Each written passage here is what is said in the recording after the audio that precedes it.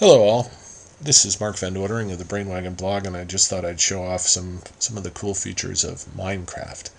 Minecraft is a game that was developed by an individual over the last year.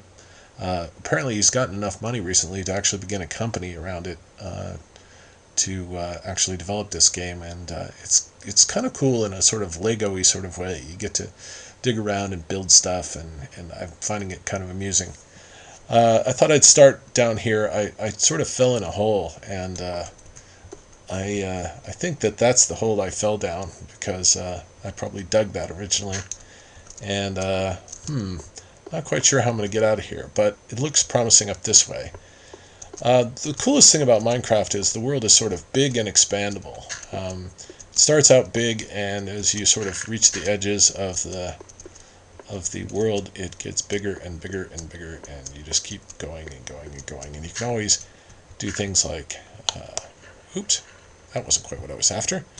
Let's see, we'll use a pickaxe. You can sort of, oops, you can dig out stuff, and you get blocks, and so you can continually maneuver around in the world doing stuff. Ooh, so this is a tree that I planted in here. This explains why I didn't find it earlier. I'm hoping that it will grow. Unfortunately, it only kind of has an opportunity to grow while you're standing here, so I'd kind of have to wait here for a while. Originally, I dug this out. This is a workbench for constructing stuff, and oh, there's the world. Okay, so figured out how to get out of here. So here's the world, and actually, since I kind of want to mark this spot because I forget where this entrance is, I'm going to go ahead and build a tall pillar, and I'm going to put a torch or two at the top so that people can see it. Okay. Oh, and there's some of my stuff in the distance. So let's hop over there. Excuse me. And oops. You can tell that it's nighttime.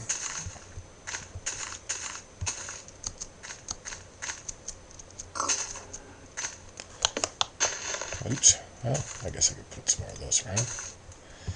And there is some stuff that I've been working on. So I have a glass ceiling corridor here. And if I recall correctly, over here I have a nice forest fire that I accidentally created while playing with lava. Get some mood music in here. And so that's kind of exciting.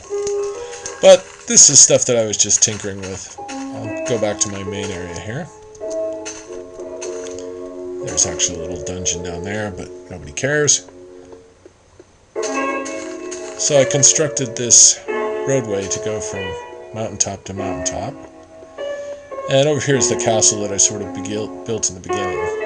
This is pretty uninteresting except for, it's got a tower, it's got some torches on top. This is all pretty standard stuff. And I built this out of stuff that I mined from the earth, so basically there's a extensive cavern underneath this that shows where I began.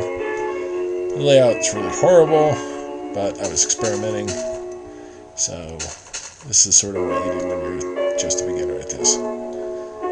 Anyway, so we can go down here. And this is actually the very first workbench and the very first forge and the very first storage facility that I created. Okay, fine.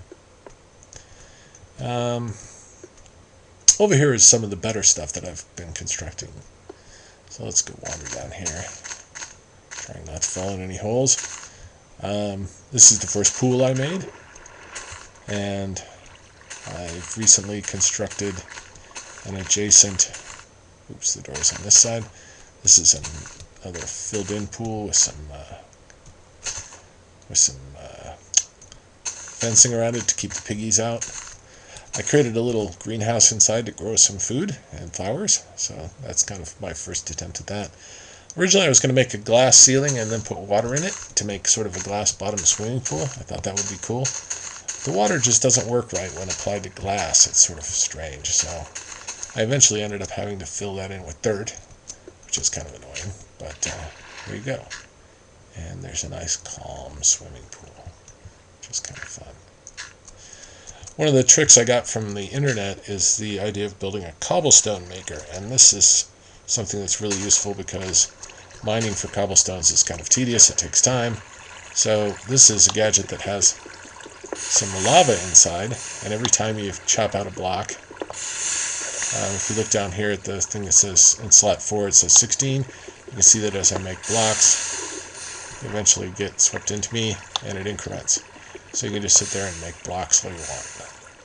So using this gadget, I mostly constructed this this little dome, which has sort of a scaffolding in the back. There's some sheeps, and I made, oh, there's some nice sheeps inside. Made this dome, and I planted a tree inside and got it to grow.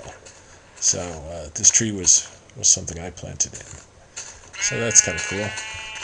I've started working on a moat.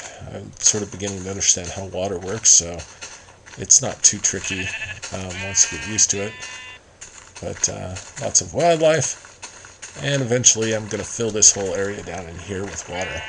Right now it's sort of water falling, cascading down into here, which isn't a bad effect actually. If it's nice and still up here, that could be okay. I was thinking about trying to regularize this and make it into a moat. If you kind of dig out in sort of the obvious way here, the water remains still and doesn't actually cause any difficulties. So this is the world, such as it is.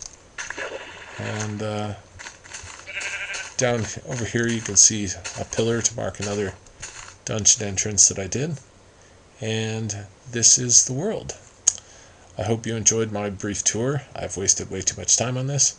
I actually think it's a really cool program though, and really innovative ideas, some really cool things about it. So if you haven't checked it out, go ahead and check it out. Thanks a lot. Have a good one.